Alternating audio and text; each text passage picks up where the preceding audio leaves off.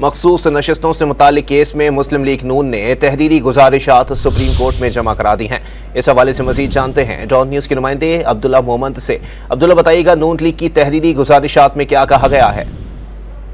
जी बिल्कुल, नून लीग की जानिब से सुप्रीम कोर्ट में सुन्नी इत्तेहाद कौंसिल के मामले पर तहरीरी गुजारिशात सुप्रीम कोर्ट में जमा की गई है। नून लीग के एडवोकेट हारिस अजमत के जरिए तहरीरी मारूजात जो है वो जमा कराई गई है। तहरीरी मारूजात के मुताबिक तहरीरी मारूजात में कहा गया है कि नशिस्तें खाली नहीं छोड़ी जा सकती। लीग तहरीरी मारूजात आइन आर्टिकल 63 का हवाला दिया गया है, जिसमें कहा गया है कि जो खाली नशिस्तें हैं वो खाली जो मखसूस नशिस्तें वो खाली नहीं रखी जा सकती।